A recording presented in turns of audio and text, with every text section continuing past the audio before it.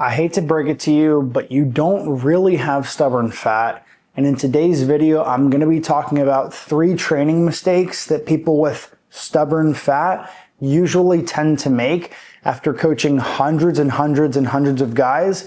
And I've also taken over 3,000 calls over the past 8 years in my career talking to men just like you struggling with this problem. So I know exactly what they're doing wrong, and when they join our program, we spend time fixing it. So the first mistake that they make is they are prioritizing cardio over weight training. And you may have heard this before.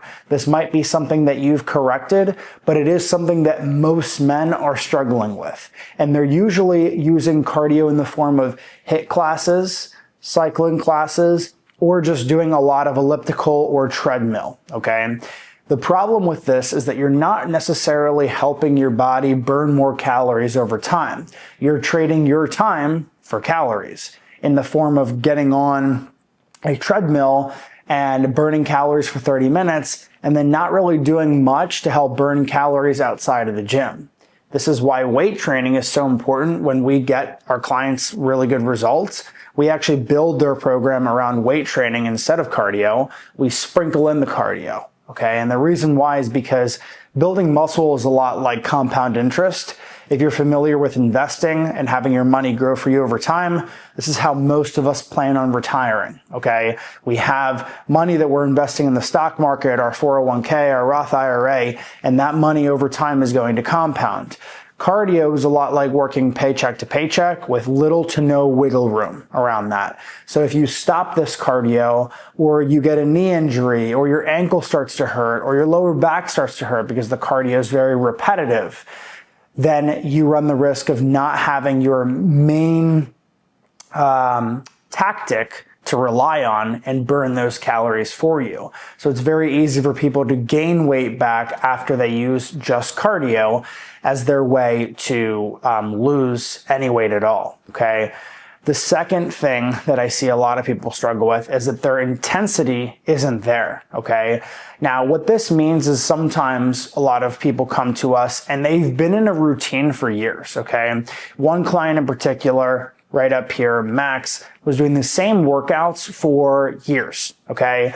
Never really pushed himself like past failure, or never really like challenged himself to actually get stronger. It was more just like show up to the gym, do a lift, have fun, maybe chit chat, and just go through the motions, so to speak.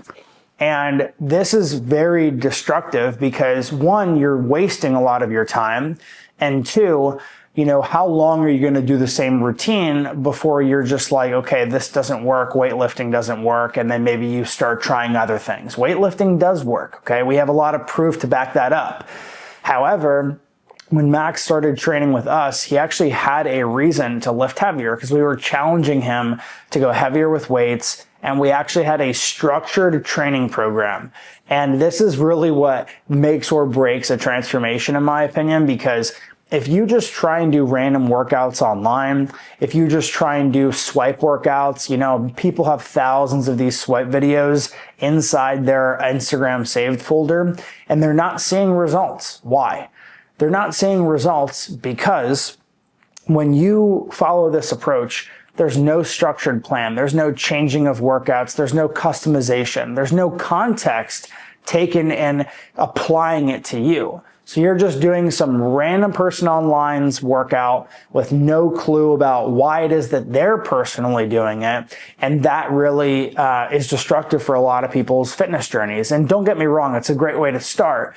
But most people that are interested in watching this video are not just starting out, right? Like you've been trying to lose body fat for a while, and I'm assuming that you're probably sick of dealing with it by now, and that's why you're trying to find a solution. So this is me just being brutally honest about what works and what doesn't work, okay? And number 3 is that you don't have the correct phases in your plan. So sometimes clients come to us, they're really struggling with what they call this stubborn fat, and it's like the last 10 to 15 pounds, but they already weigh very little, okay? Maybe they're 160, 170, 180, and they still have this fat. So a lot of times it's because you're not treating it like a muscle building problem. You're strictly looking at it as a fat loss problem. Now, just so you know, your body needs some body fat in order to survive. Okay, we can't just have zero body fat and expect our hormones to work well, etc. So the biggest misconception is that a lot of people think that, they should always be dieting. And that's not true. In fact, it would be harder for you to get rid of your stubborn fat if you don't take the time to fill out your frame and change your muscle to fat ratio. Okay. I've been doing this for around 11 years. And when I weighed 200 pounds before, I looked very different than the 200-pound person that I am today. And that's because I've built muscle over time and I've changed the shape of my body. And that makes all of the difference. It allows me the ability to diet easier than someone who doesn't have as much muscle. And that's because I don't need to go to very low scale weight in order to look lean. I've been spending time building muscle over the last more than a decade, and that allows me to be able to reach a leaner physique, at a higher body weight, like I just said.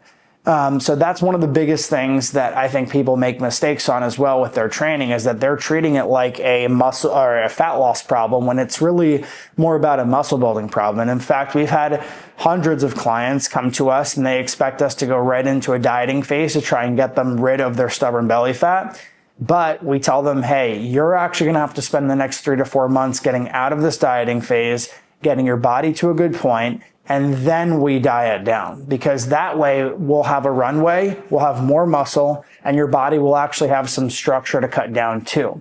And that's what makes it easier for you to have lower belly fat and lower back fat in the long run. Okay. If that makes sense, give this video a like for me. Helps grow the channel.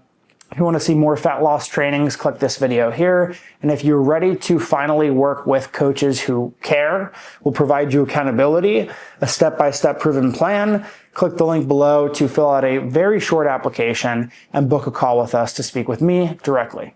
Bye.